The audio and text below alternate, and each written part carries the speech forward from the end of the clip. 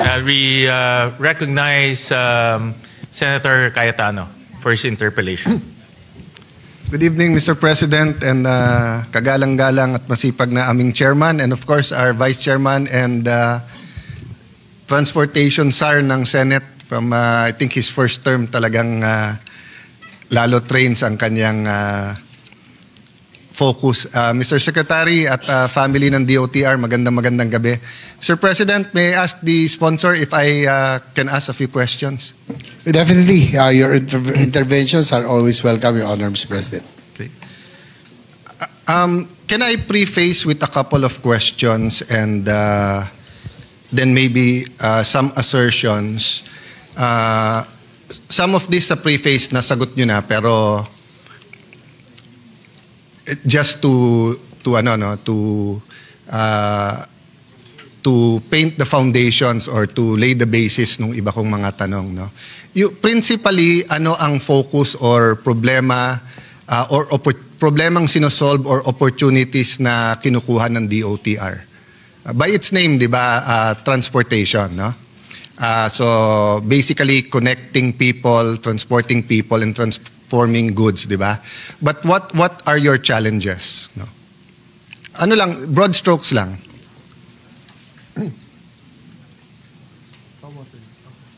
You have the slides and ano itsura?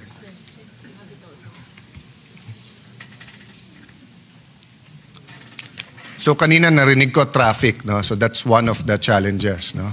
Well, of course, the biggest challenge is the lack of infra, considering that the DOTR is in charge of mobility, transportation of goods and people.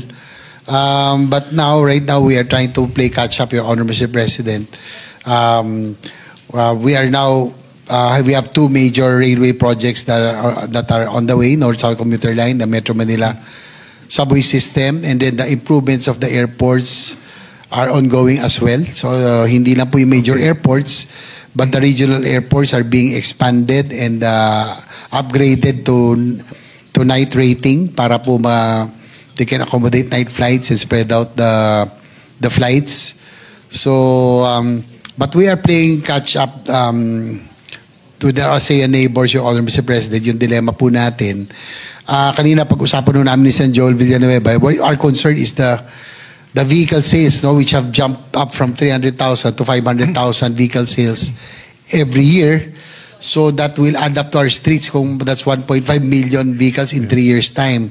So the real challenge and then talagang dapat natin talaga i-pursue is really to fast-track the mass transit system, the railway system in the coming years, Your Honor, Mr. President. Yeah.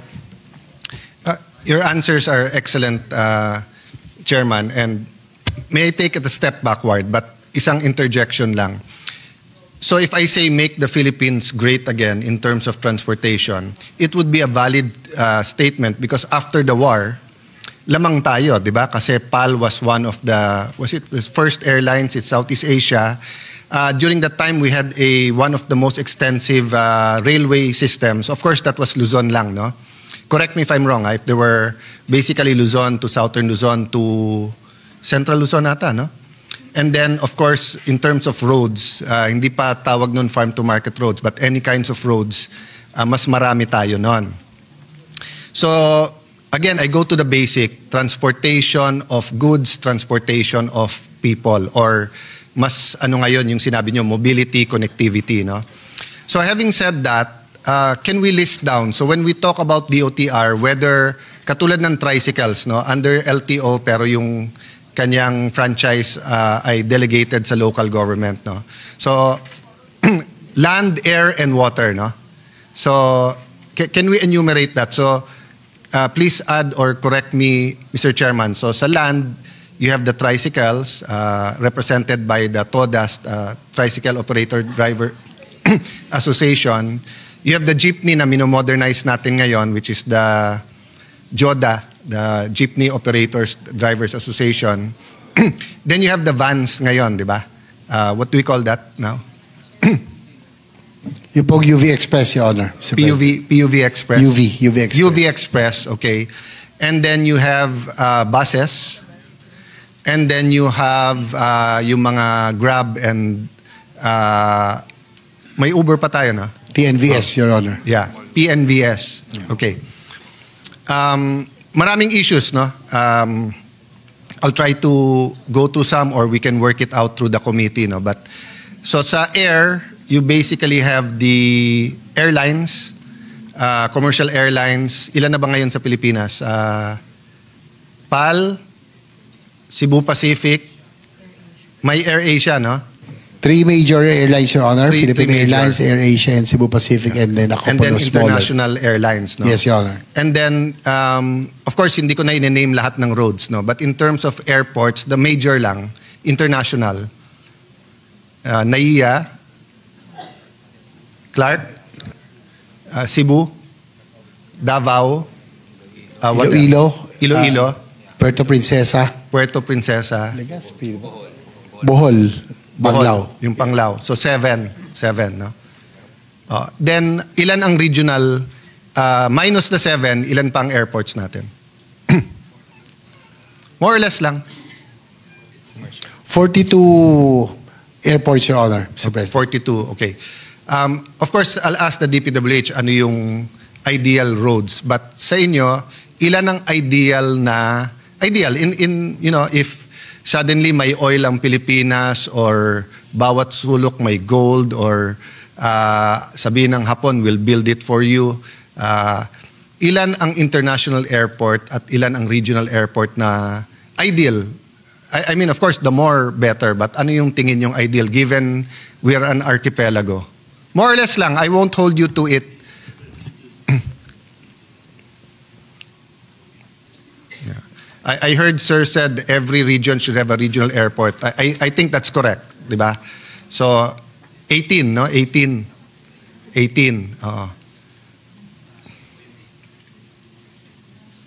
Every region, regional airport. Yun po, ang tama po yun. Every region should have a regional airport. And then, ilan international airport? I know it's not only building it, it's supply and demand, di ba? But if we have 7 now, but ano ideal? 3 more, 5 more? Di ba? Maganda sana kung sa Region 1, di ba? Whether Ilocos or Pangasinan, may international airport tayo.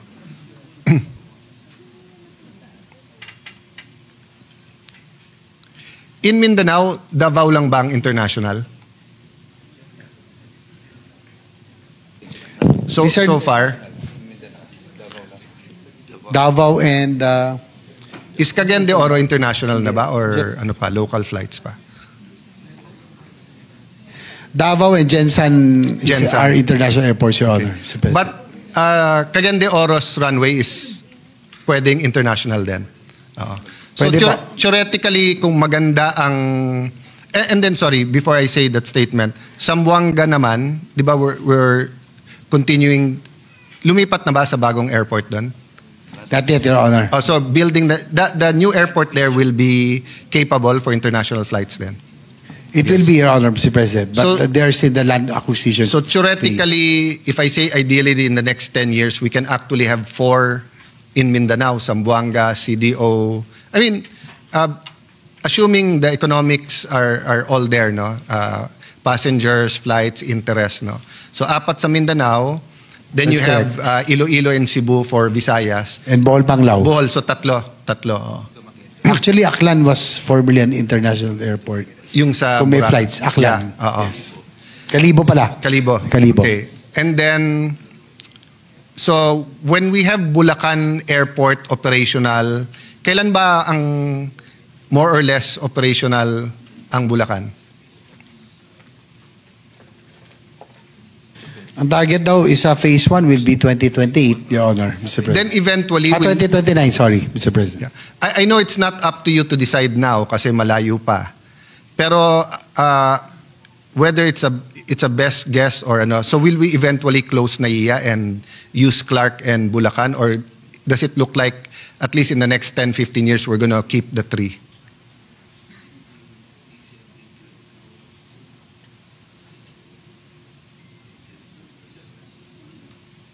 Yeah, I won't hold it to you, sir. I mean, Yeah.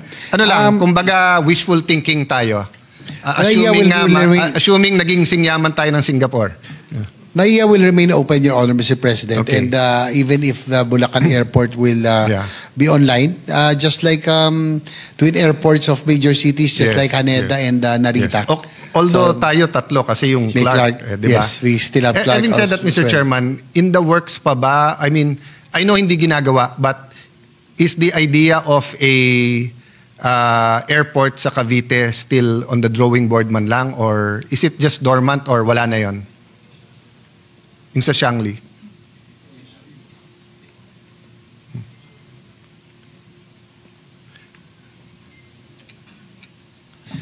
Yung po sa Sanli, no, it will be, it's between the provincial government and whoever proponent. So, Pwede. Any. So Pwede rin po. it's not a dead idea, di ba? It's just not being built now, pero in the future pwede yon. that is correct. So that leaves basically Southern Luzon and Northern Luzon.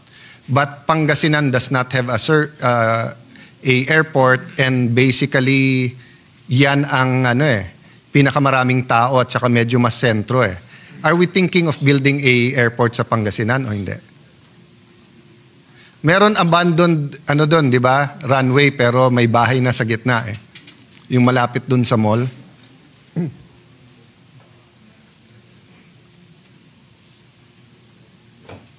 I'm talking about planning, planning purposes, whether magsasubmit kayo ng FS, feasibility study, whether sa Japan or ano.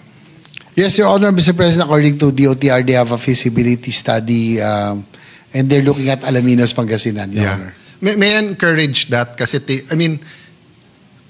I also really like the idea na mas maraming international fight sa Ilocos Norte.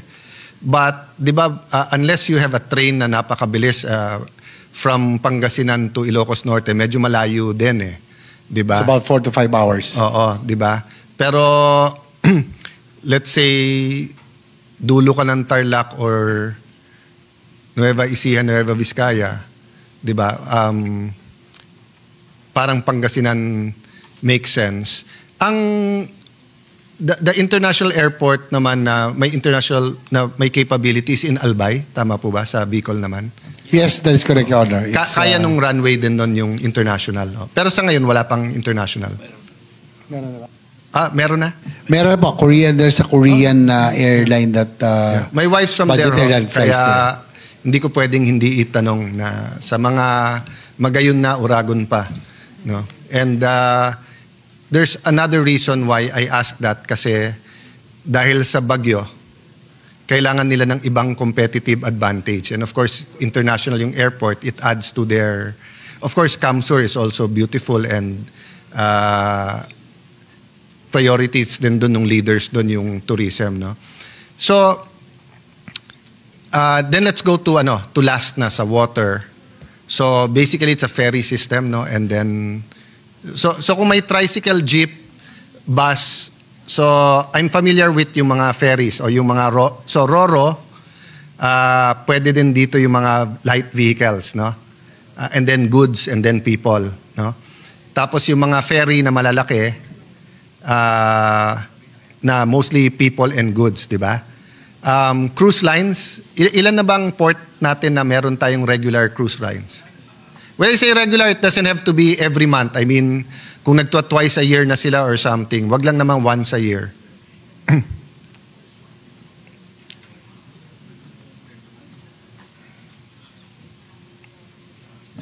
For cruise lines, ports that can accommodate, there's one in Ilocos, in Curimao. And then Puerto Princesa. And Yung sa Manila Bay din, no? May port, may... yes, Manila Bay, Manila Bay. right by Manila Hotel. Yan.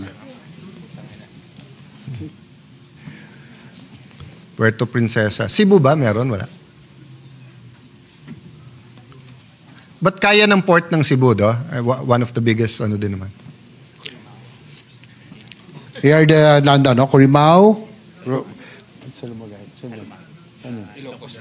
And Salumage in Ilocos Sur.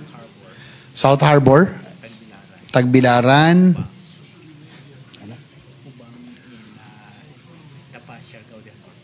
Hubang in Dapa, Siargao del Norte, and Puerto Princesa. Okay. Is it, given those na meron na, mahirap, so for example, na may deep port ka sa Subic, tapos let's say yung port sa Batangas, then let's say Davao, Cebu, kung sasabihin ng cruise lines na gusto din namin doon, madali yung madali yung adjustment, hindi major changes sa port.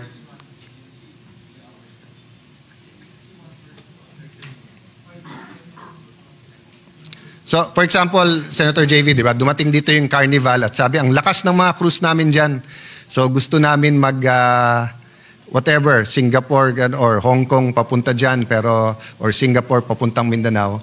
Madali yung adjustment. I'm talking about the port facilities lang. Yes, it's possibly order, Mr. President, but of course, along with that, they have to put a place to process the papers. Yes. Maglalagay na po sila. The terminals. Terminals. And then, the point I want to make kasi is just like tourism. Sa tourism, for every 2 or 3 tourists, 1 Filipino job is created.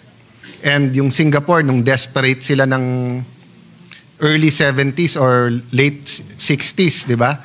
When they turned to tourism, it wasn't, that alone wasn't enough. But it was a big boost kasi almost 14% yung kanilang unemployment. But pag tinignan mo kasi yung cruise, lalo pag regular, like the Singapore, Malaysia, Indonesia ba siya? Tapos pabalik ng Singapore. Not only yung grabe yung tao, transportation, yung weather sa pasalubong, yung buses, it just multiplies, no? So,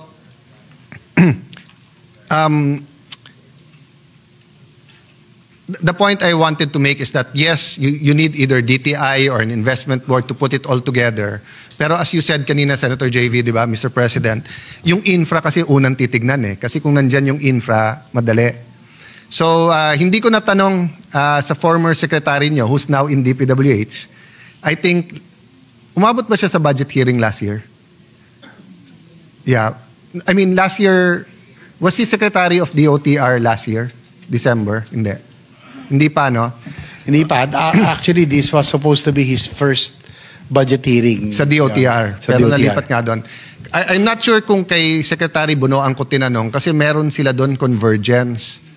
And supposedly, yung main, kasi naghalo-halo na But nung una, yung convergence nga, paano mo i-link yung seaport, airport, and then, what do you call yung katulad ng mga PITX, etc.? Mga terminals. Land terminals, land ports. Land port, land terminals, di ba? So, seaport, airport, land port, tapos sa Taguig may the port. Pero BGC na tawag nila ngayon. Mga bata, BGC na, hindi na the port So, linking all of that, di ba? So, for example, kung may cruise ship na pupunta ng Subic, kung may train sana na mabilis from Subic to Clark, and then, or baliktad, International Airport to Clark na meron na yung train. So, hindi ko isa-isin, Senator JV, ano yung mga train na kailangan natin. But pwede ko lang itanong dalawa, no? One is yung from Clark to Subic. Is that ongoing, in the works? Anong status nun?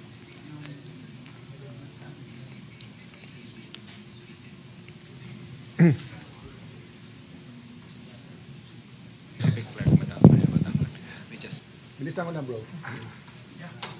Yeah. Your Honor, Mr. President, there's a grant from ADB and USTDA and SWID Fund of feasibility study linking Subic, Clark, and Manila, Batangas, creating a growth triangle linking all the major ports. Assuming everything goes well, from feasibility study to day one of construction hanggang matapos, more or less, gaano katagal yon? In your experience, I mean, given the, assuming walang major delays, so like feasibility study to the time na ibid is like 1 year, 2 years, or? 3 to 4 years, Your Honor. 3 to 4 years. Yes, sir. So, hindi ko napapasagot, but if there's a way to speed it up, I know mukhang mas matagal yan kasi mas malaki. But during my time as DFA Secretary, hinihingi namin sa Chinese na ano yun na ilibre. Hindi lang nagkatuluyan. It might, di ba, like, if you look at the Hong Kong airport to Kowloon and to Hong Kong side na train, when they made that, it wasn't feasible in terms of economics, in terms of finance. But sabi ng Hong Kong, hindi natin titignan dito kung kikita yung train. Ang titignan natin dito, ilan turista ang pupunta dito. At wala silang sales tax, ha? So iba pa yung may turista dito, doon natin bawayin sa sales tax or sa VAT. Hindi. They just looked at pure tourism when they built the new airport kasi better yung place than Kai Tak, di ba? Of course, some people are saying inuubos yung pera kasi paalis na yung British. But if you look, at least at the train, may road din naman yun eh. But sabi kasi nila, the more convenient you can make it to people, the more na dadayuhin ka. If I'm not mistaken, ang Thailand is like 40 million tourists.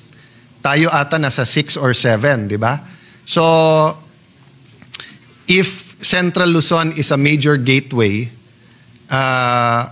and you have that train between Clark and ako, I love both eh.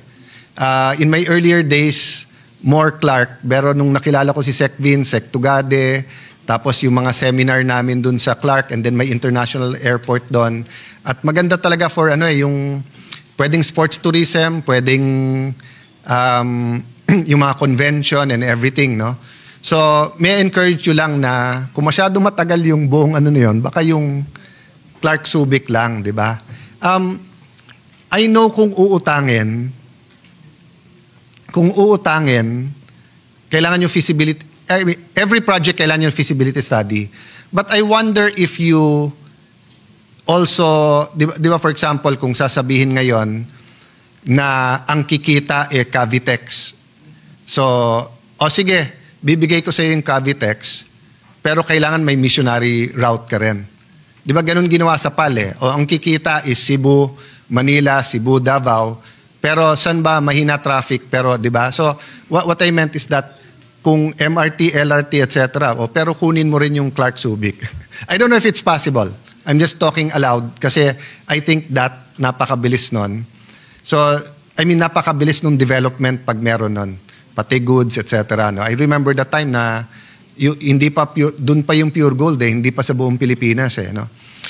How about the Mindanao Railway? I know some of our senators from Mindanao asked about it sa briefing, but just for the record here, anong status at anong possibility natin doon?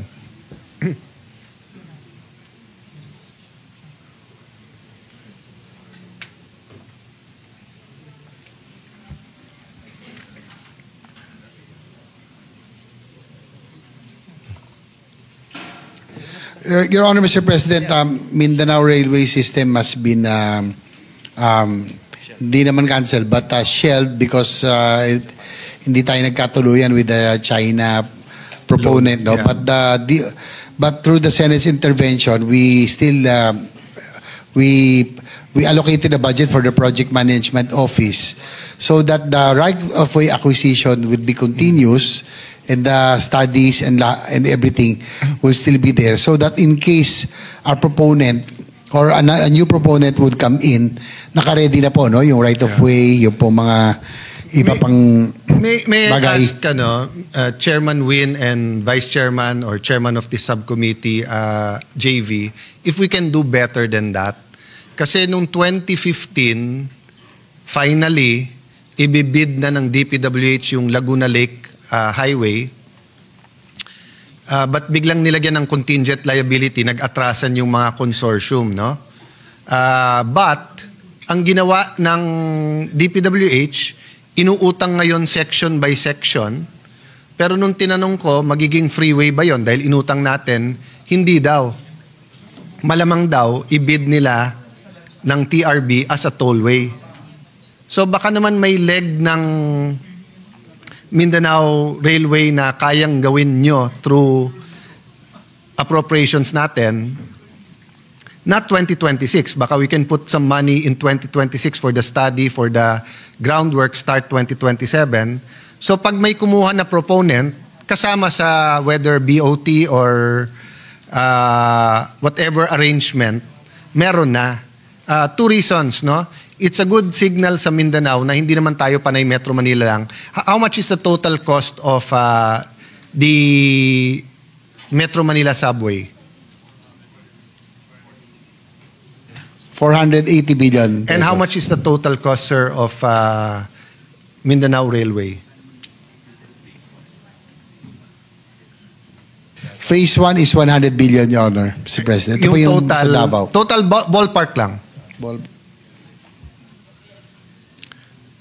Ballpark, 500, 700, 800. About Ballpark lang. 500 billion, Your Honor. So, can you imagine, hindi pa nga Luzon ang pinag-uusapan. In Metro Manila alone, we're willing to spend 500 billion. I know the economics is wrong, is not the same, ha? Not wrong, it's not the same.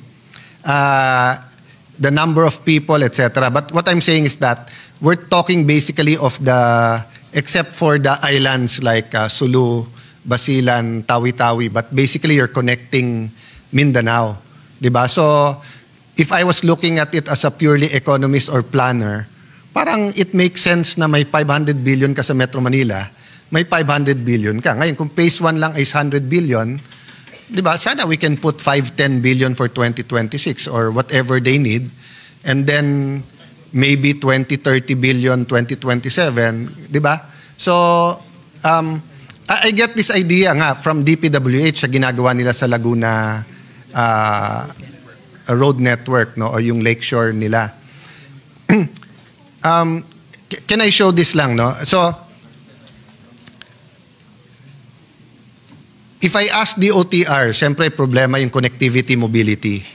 But sa DPWH, sabi ko sa kanila, marami sa problema natin, sasabihin nila corruption, poverty, lack of education, etc. But me, I'm partial to nakalimutan natin yung turo ng matatanda sa atin na rural development. Na-replace kasi yung rural development kasi sa abroad, like sa Europe, ang rural areas nila, may internet, may kalye, may tubig, may ospital, may school. Sa atin, pag sinabi mong rural, basically it means agricultural or mahirap. Pag sinabi mong urban, mas mayaman.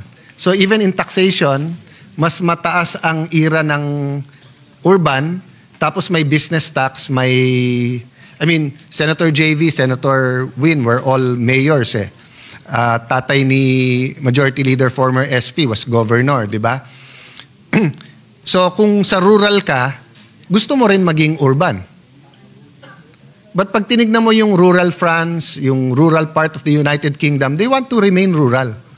Pero kailangan may roads, kailangan may train, maybe an airport or a train going to the airport. But may magandang school, may magandang health facilities, may internet, may tubig, may kuryente, no?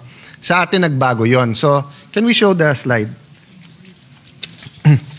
If you look kasi at the population per region, makikita mo if you add National Capital Region, Region 3, and pag sinabi mo Region 3, this is more Bulacan, Pampanga pa.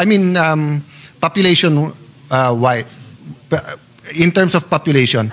Region 4A, Calabarzon, no? 16 million. Next slide, please. Pag tinignan mo ang density, no, number of people per square kilometer, ang layo ng Metro Manila. Oh. So in terms of economics, that's what will justify the subway, di ba? Kasi kahit i-add mo yung Region 9 to Barn, medyo malayo pa rin sa population ng Metro. And then if you say na Calabarzon and mga taga Bulacan will also use the subway eventually or will connect to that through the other trains, then more, so money-wise, feasibility-wise, okay. But what I'm saying is this, can we go to the last slide? So para tayong pamilya, na lahat tayo nagsisiksikan sa sala or sa kwarto ng magulang natin. And in terms of a family, that's good. Kaming magkakapatid, we slept with our parents in one room until high school, college, basta doon kami natutulog.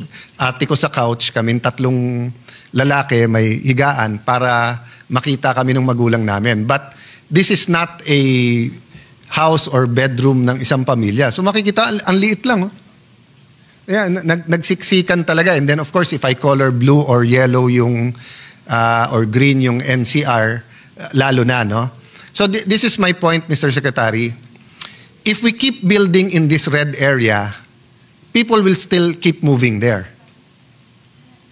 So kung susundin ko lang yung finance, yung kikitain, yun ang weakness ng feasibility study, whether Koreano, Europeano, Australian, Filipino, hindi nila tinitignan din yung unintended consequences. They're looking at the financial and the engineering side. But the unintentional consequence is everyone will move to that red areas. So like Mindanaoans, di ba? If you have the cruise lines, if you have the buses, less ang bagyo dyan. Lately, may linog or earthquakes, but usually less, no? So anyway, I think I made my point, Senator JV, and I think you agree. But ang point ko ho, anything kasi we don't do 2026, impusan lang, I doubt we're gonna start 2027, hintayin na natin eleksyon. And usually, kung may secretary ng susunod na year, he takes a year and a half kasi yung year na yon 2028, basically, minana na lang niya yung budget nung year before, 2029, di ba? So by the time na so the next time we'll plan something major is 2029, 2030 pa. So if you can get this done, Mr. Secretary, I think it'll be a really good cap on your feather. Yung phase 1, I'm not familiar which of the phases in Mindanao Railway is more feasible than others. And mas malapit naman kayo sa ating Pangulo kaso sa amin. But if you can convince him na, sir, magandang legacy to, economics is good, philosophy is good. And it's also a good message to our friends, the Chinese, the Japanese, the Koreans na, yes, ang gaganda ng inyong soft loans, pero we can start doing it on our own din Actually, baka magmura pa yung ibang soft loans nyo, Secretary, kung gagawin nyo to. Baka lalo magmura Kasi kumikita din naman sila Mura yung loan, pero sa kanila yung consultant, sa kanila yung major contract, di ba? Sinasubcontract nila sa atin. So, sinabi sa akin yun ng a very brilliant guy, yung si Foreign Minister Vivian Balakrishnan ng Singapore. Sabi niya, why don't you guys stop being borrowers and start being investors in your own country, no? Investment-led, no? I know it's easier said than done, but this might be the perfect project to start, no? Assuming sabihin nyo na kaya, di ba? With 100 million, so whether it's first year 5-10 billion, then susunod na years 25-30, no? Okay. Or even if you're 25, pag suddenly, usually ba like sa 500 billion loan, magkano ang, like sa Metro Manila subway, magkano ang counterpart ng Pilipinas doon? 25%. Yeah. So 125B, no? So kung 100B yun, we send 25 una, baka naman by the time na we spend 25, yun na yung counterpart, baka may kumuha na yung 75B. Or kung hindi man, yung 75B ang kunin, 25% nun, pero naumpisan na. And tama ba ako, Secretary? Kung 100B this year, 3 years from now, baka 110, 120, 130B yun. Kasi nagmamahal lahat pati right of way, nagmamahal din di ba? Tama, Chairman? That's true. Yeah. Inflationary costs and everything goes up. Konting timeline sa Metro Manila subway, napirmahan to when po?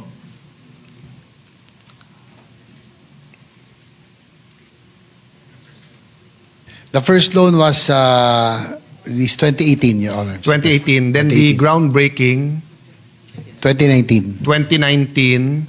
Then, nung naging Secretary Bautista, yun yung isang reason na delay yung confirmation niya. Question ko, na soon as he took office, nilipat niya to late 2027 or to early 2028. Early 2028. Yung unang deadline niyan was late 2026 ba or early 2027?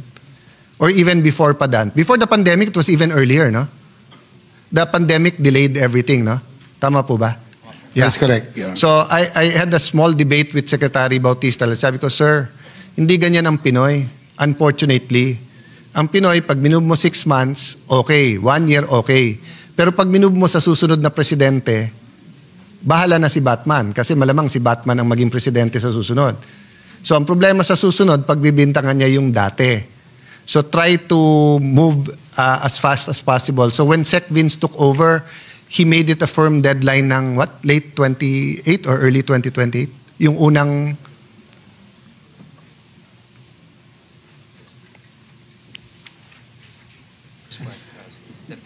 Yung target mo sana, the test run was scheduled for 2028. Okay. So assuming First quarter. assuming we can meet that, 10 years, 2018 to 2028, have we started negotiation or feasibility study for additional, ang tawag nun sa terminal dun?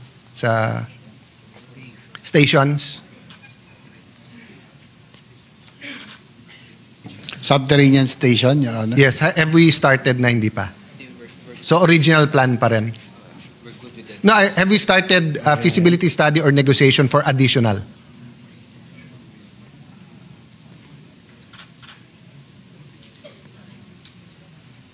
Ongoing procurement for feasibility study pa lang. Okay. Can I encourage you to do that faster? Why? I know you have your hands full with the present construction and then eventual operation ng subway. But wala pang experience na subway or light railway sa buong mundo na hindi nag-click, and by the time natapos, mas maraming tao unless abandon yung city na yon, di ba? Or yung area. So I remember, I'm so blessed that I think the first time I went to Hong Kong, early 80s, my dad would bring me with him kasi panganay akong lalaki. So at least once a year. And kung maalala niyo po, I mean, I'm sure most of us are familiar with Hong Kong. I'm older than you, Senator JV, or magka-age tayo. Sek, ilang taong ka na if you don't mind? 45. So I'm 10 years older than you. I'm one train subway older than you kung 10 years, 2018 to 2028. Alam mo, when we first went to Hong Kong, ang lalayo nung stations. But napansin ko, anytime ka pumunta, at may year kasi na twice or 3 times kami pumunta, ewan ko kung 90s na yon or whatever, basta't na, board off lang ng board off. And then of course, nag-turn over sa China, and then ang haba nung binoard off nila, yung train papunta sa Shenzhen ba? Shenzhen? But this is the point. If you go to Hong Kong now, basically, kung pupunta ka sa subway, kaya mong lakarin halos lahat eh. Kasi nga, kinonect nila ng kinonect. So kung masyadong mainit or kung umuulan sa taas, pwede na. So nakita ko doon talagang yung power of compounding, di ba? Na regardless kung sino, kung British yon o Chinese, regardless kung sinong chief minister, regardless kung ano priority, gawa lang ng gawa, parang langgam. Di ba? Gawa lang ng gawa kasi dadating talaga yung rainy days. So let me encourage you to do that. Kasi nga, ang problema, we do LRT1, then we do this, we do that. Pero makikita mo hindi magbabago masyado yan. When you do maybe when you do the one going to Central Luzon and to Bicol, magbabago ng konti. When you do the airports na pinag-usapan natin, it'll change ng konti. But in the meantime, this will continue to be our capital. Baka nga maging extended. Di ba, hindi na Metro Manila actually, Greater Metro Manila na. Basically, nung araw, pag sinabi mong Cavite, Laguna, parang katulad nung ating ibang probinsya na rural, no? So, when you initially, not you, sir, na kayo, but when DOTR initially signed the loan, sa feasibility study, di ba, parang lugi the first 2-3 years at the present population, then we'll have to subsidize. Initially, what was the subsidy? Is it Tama ba? 50 or 100 billion a year? Ballpark lang, ballpark.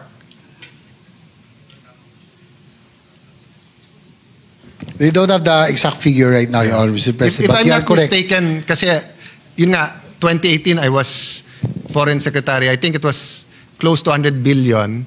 But that didn't include, that was only passengers. No? That didn't include advertising and whatever else that you can make money from. No? That is correct, Your Honor, Mr. President. Yeah. There are other revenues. also, And usually rentals. naman, medyo malaki yon. Assuming quality yung train at maganda yung mga stations, usually, so katulad nun, they were looking at the population in 2018. And they were looking at certain things in 2018. But in 2028, as Senator Joel said, dagdag na kotse and everything. No? Okay. So can I officially, not illegally, immorally lobby for two things? Sec Vince is supposed to tell you this, but I'll just want to make sure kasi sa dami niyang inasikaso. There used to be a terminal near our new City Hall in Taguig. No, named after my lolo yung kalye doon, Pedro Cayetano Boulevard. But sinabi ng mga Hapon, tinanggal kasi daw may fault line sa C5. So sinabi ko kay Sec Tugade noon, pabiro, if there's a fault line, it's not our fault. No?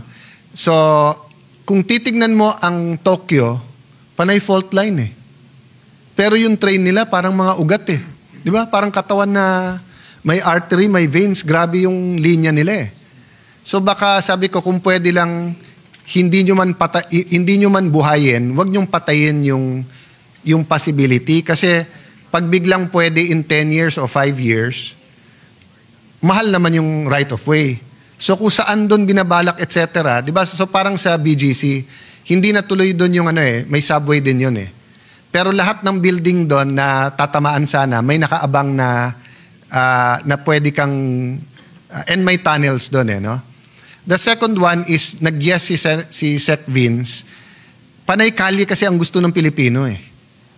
Pero mas akma sa atin ang train eh. And I know, kakampi ko, or baliktad, kakampi ni Sen JB si Alan Cayetano kasi siya naman talaga ang nagpupush talaga ng mga tren. Pakitignan nyo yung circumferential ng Laguna Lake. Kasi kapag kalye pa rin, na obviously ginagawa na nila, 6 lanes ata, dadagdag lang ang kotse sa Metro Manila. And kung bibilis yung galing Rizal at Laguna, lilipat din yung iba dito or minsan gagamit lang ng highway yan. Pero kung train, tapos katulad sa Shenzhen at Hong Kong, iwan mo kotse mo, tapos mag-train ka papunta doon. So imagine if there's a train from Pililla or somewhere nearer than going to Taytay or Pasig, Taguig, Muntinlupa. You can have, so sa Shenzhen, sabi nila, parang ang bahay mo, maliit na kondo sa Hong Kong, but you can have a mansion there kasi mas mura yung lupa doon. Nung nag-umpisa, dumami lang mayaman doon. Diba? So probably a square meter in Taguig now, which is 40 to 80,000 by the water, is probably 10,000 sa kabilang side, is probably 8 or 12,000 sa Laguna. But if you have a train ride na napakabilis, it will really develop the whole place. And you know when Architect Palafox told me na, Alan, and this was 10 years ago, sabi niya, Alan, do you realize that buong Singapore kasya sa Laguna Lake, ganun kalaki? Ilan ang station ng Singapore sa kanilang train, no? So can you take a look at it lang, no? Kasi kung totoo na yung Calamba to Taytay siguradong kikita for toll road, de siguro lalo na siguro kung Rizal to Muntinlupa muna or Rizal to Calamba or further sa train, no? May I request that just to take a look at it, no? Yes, Secretary Lopez is nodding his head and he will take note of all your suggestions. Then I'll add, I know the water, mas mababaw na ngayon yung lake. So from 10 meters, mga more or less 10 feet to 12 feet. But sa Japan, they make all kinds of of ferries. Tapos may nakita pa ako doon, parang pirate ship pero 3 floors. Around lang yung certain lake. they use it for field trips. Mga 1 hour, 2 hours yun, no? So, can you imagine kung meron kang sa Manila Bay na cruise ship, ngayon with traffic, kung pupunta ka let's say ng malayo sa Laguna or sa Bulacan area, pero kung tatawid ka lang going to the Laguna Lake, tapos may ferry system ka rin going to Rizal Laguna, no? So, I know they did that sa Pasig River. Because nga of its strategic area and because nga nadadaanan mo Malacanang. But actually, mas malaki ang potential ng Laguna Lake. And actually, wala namang conflict kasi ang Laguna Lake at saka ang Pasig River magkakabit through the Napindan Channel. No? So can we take a look at that also?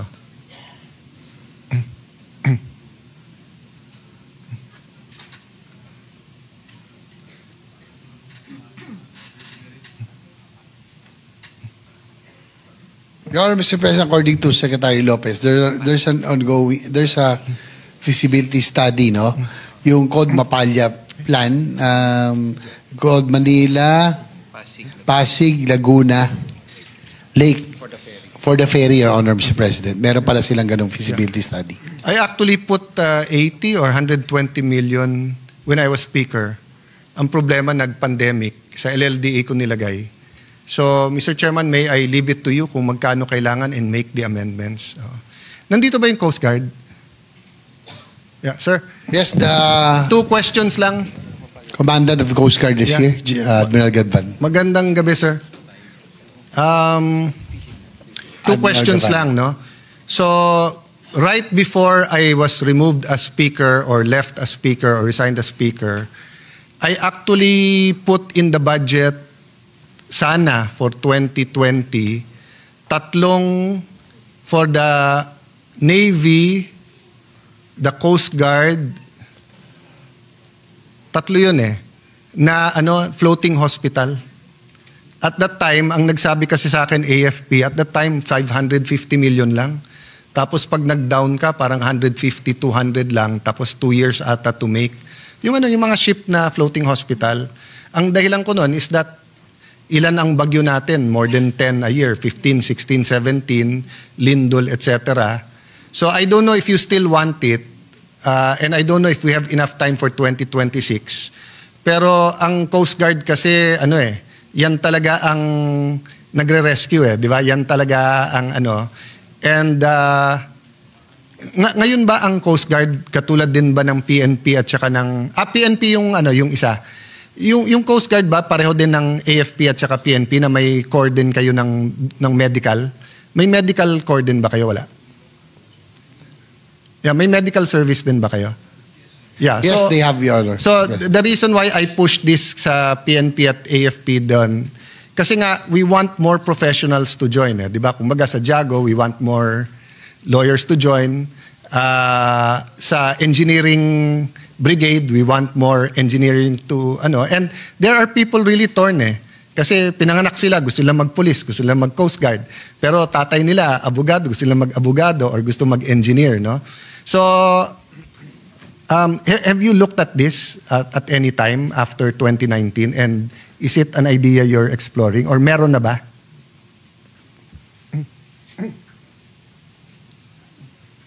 With regards to the hospital ship, Your Honor, Mr. President, to relieve us from fiscal stress, they're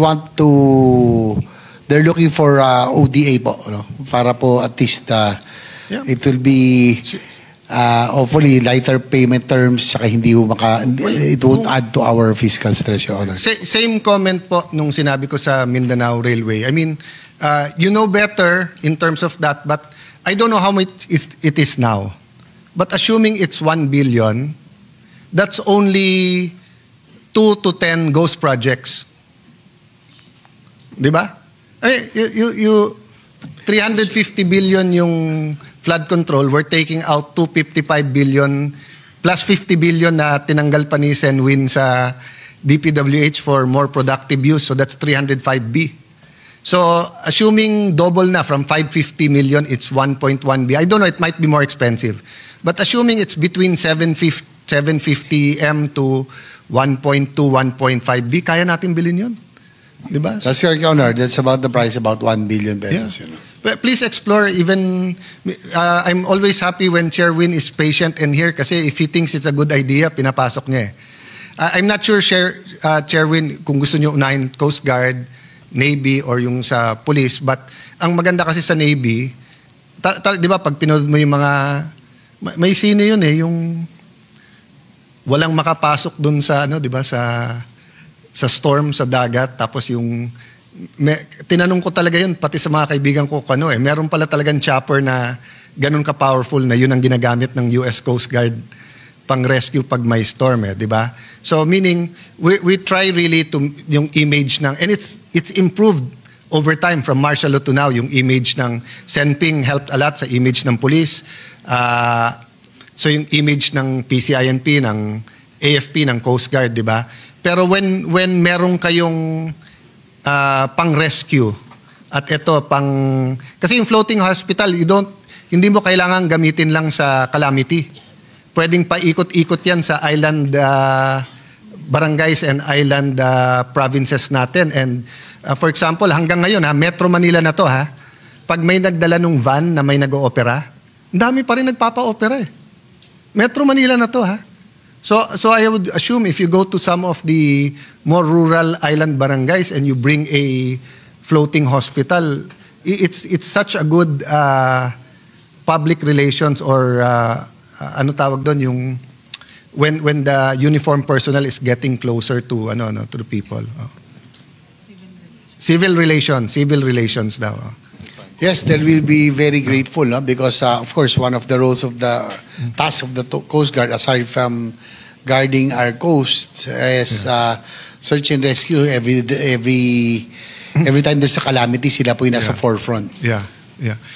Lastly, I'm happy that pinapakinabangan nyo yung amendment ko na I put, I'm not sure kung 50 or 100 million for multipurpose building sa lugar ninyo sa Lower Bicutan, Taguig. I think you decided to make it a hospital kasi hindi naman nung nakailan paano i-implement eh. But I think you weren't the commandant then, no?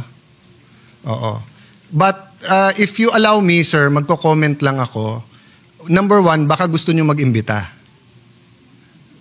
Di ba? Kasi nag-inaugurate kayo, hindi man lang kayo nagsabi. Pero nung humihingi kayo, nandito kayo parate. Okay. Pangalawa, nung nag-imbita kayo, inimbita nyo asawa ko, and then 12 hours or 18 hours before, tumawag yung tao nyo, ma'am, hindi ka na magsasalita dahil dadating yung mataas naming general. Siya priority. Hindi ganun pagkasabi, pero ganun yung mensahe. So I don't think that's appropriate kasi we should be officers and gentlemen. Inimbita nyo siya 3 days before, tapos nakalagay sa program, magsasalita. The day before, nag-decide kayo na isa sa mataas sa inyo ang pupunta. Tinawagan nyo yung opisina ng mayor na wag na lang siya magsalita. I don't think that's a good SOP, no? Standard Operating Procedure.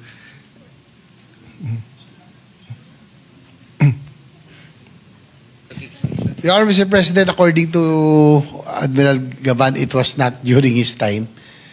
No, this inauguration was just a few weeks ago. Katabi ko matulog asawa ko eh. Kaya tinagpaalam siya sa akin, pwede ba akong hindi pumunta kasi to use the word, medyo bastos eh.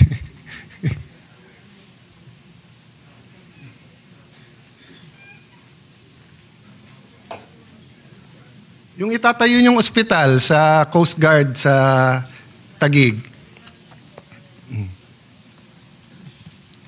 Okay lang kasi kung hindi kayo nag-imbita. Nag-imbita kayo tapos less than a day, papalitan nyo program. Ang dahilan nyo, may general na pupunta doon na nang mamadali. I don't think that's very Filipino, di ba? Can you look into it? Wag na tayo magpakahaba doon, tignan nyo na lang.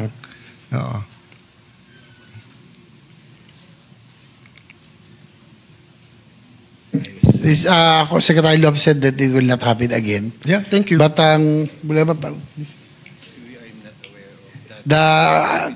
ito pong si Admiral Gavan,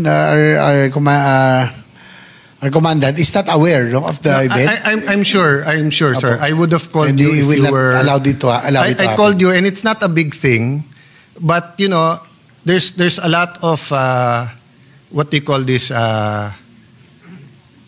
There's a lot of problems with insertions, with illegal, etc. But you know, trabaho namin. So katulad nun, dun kayo sa lugar namin eh. And actually yung area nun, parang 1/3 lang nagagamit nyo, di ba? Kasi out in the last 15-20 years, nagkakaroon ng informal settlers, etc. At kami din naman tumulong sa inyo na ma-secure ganyan. So natural lang pag nagpalitan, hindi masyadong na-inform. Di ba? Kaya lang ito, parang triple whammy eh. Di ba? Na hiningi nyo sa akin yung pondo, nilagay namin. And then hindi man lang sinabi na we decided to make it a hospital, ganyan kami. And then secondly, ganon. But I'll not make a big thing out of it, sir.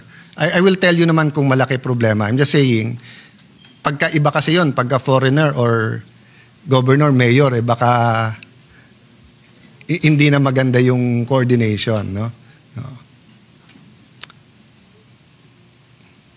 Yeah, I'll stop there. I mean, ibawian nyo na lang na bilhin natin yung ospital. You have a lot on your hands, no, with the West Philippine Sea, with the involved pa rin kayo sa anti-smuggling, no, sa coast natin, di ba? That's my last question. Tigil na ako doon.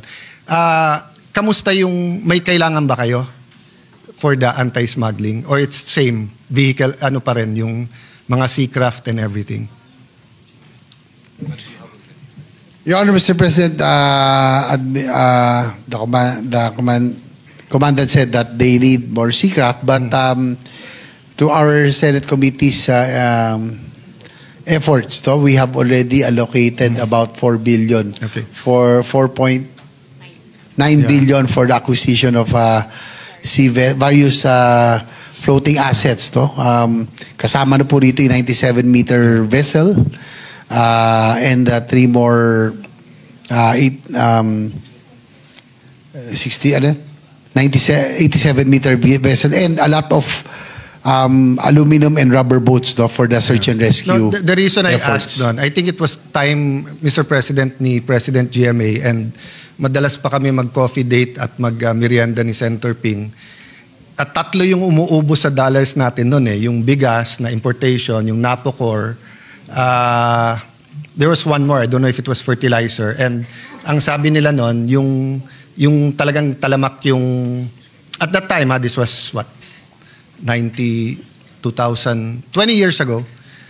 Ang talamak daw yung smuggling ng oil, 'di ba?